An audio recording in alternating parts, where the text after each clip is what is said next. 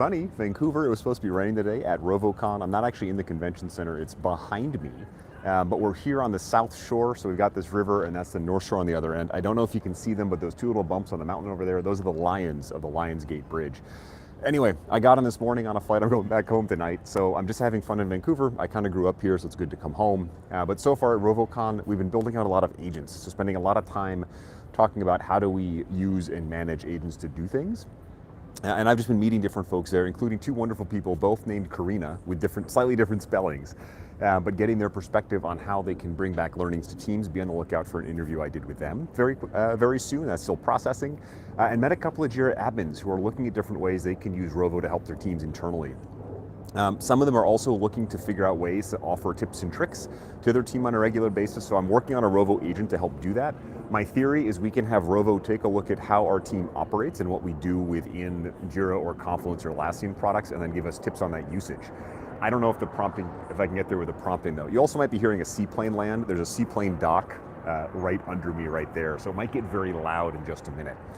Anyway, we are just getting started with Rovo. We're on a lunch break, so I figured I'd get outside and see things. Apparently they're lighting the Olympic torch, which they had here for the 2010 Winter Olympics. With the Winter Olympics coming up, they're going to light it again. I'd be curious what Rovo can actually tell us about Olympics, or who we should be rooting for, or medal counts, that kind of thing. But like all of these live events, what I've enjoyed so far the most is seeing the people, getting to get out here and interact with people in real space and reality. So far I've met a bunch of folks who have been in sessions with me, and that's why I do this, is to see the impact on other folks. So be on the lookout for a lot more about Rovo.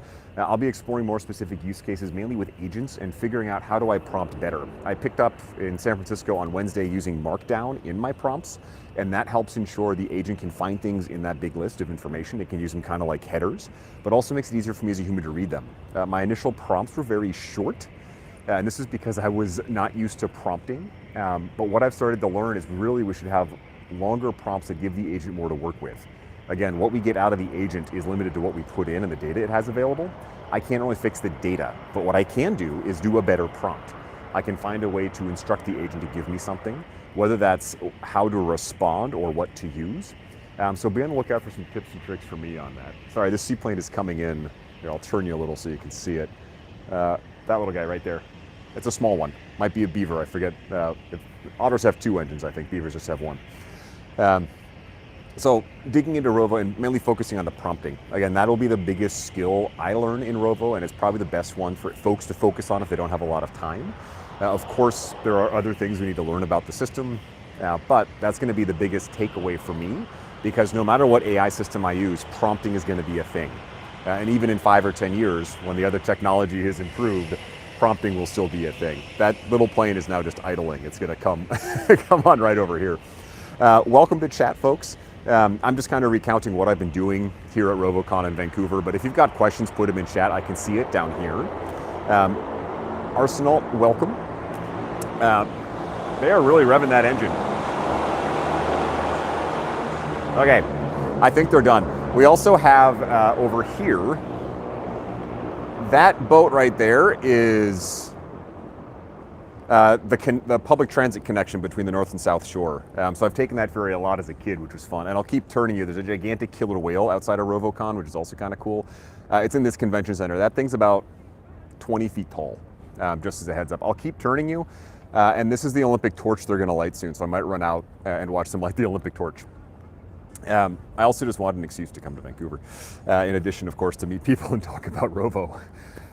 Some of the other things I'm curious to learn about Rovo is what's coming up. We haven't seen a lot yet in the way of, it's crazy?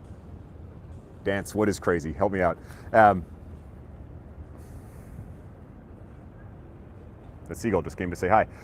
We haven't seen a lot in the way, I don't have food. Someone keep an eye on that thing for me.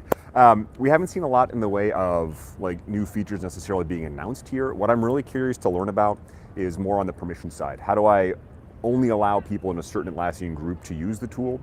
We can restrict creating agents just to certain groups or individuals, but I can't yet prevent individual users from using it. And this could be a concern around either consumption or access.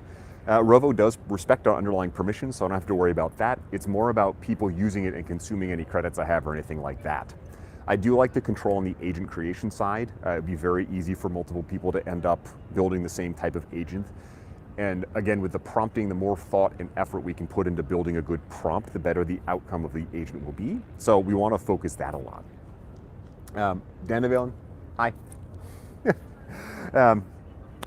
All right, let me know what questions you got though. Drop them in the comments or the chat. I'll be happy to take them away. Echo and Ninja, welcome. I think I said that properly, EXCHO. Yeah, I'm right here on the waterfront in Vancouver, and I'll be hanging out for a couple more minutes. That seagull keeps eyeballing me. So I'm gonna head back inside in a bit, and I'm just gonna keep talking to folks about agents. One of my weaknesses is just knowing what use cases they have, like what's the best thing they can help me do. And that's because we all use systems in our own way. Like my own perspective on this system is my own use of it.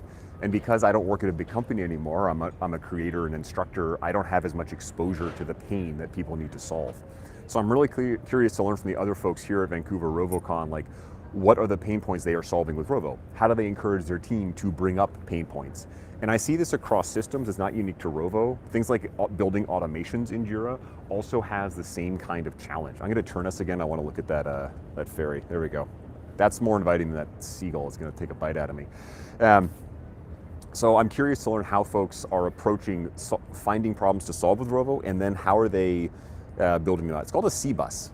That's the name of that thing. It fell out of my head for a minute. So that'll really be the rest of my focus for today. After that, the champions in the Vancouver ACE Atlassian community have invited me to dinner, which is amazing. We're gonna go somewhere just around the corner. I do have a flight back to San Francisco tonight though, so I can't hang out too late with them, unfortunately. But folks, I'm gonna wrap it up for now. I gotta go eat lunch. Let me know in the comments, reach out to me on LinkedIn in the community, what you wanna learn.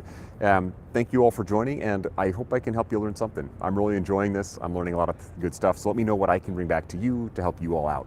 But thank you for now. I'll give you one more shot of this gorgeous North Shore and that little seagull. And again, there's these two little bumps over there. Those are the lions in the Lion's Gate, if you're familiar with that bridge. So thanks again, folks. Looking forward to more, and see you soon.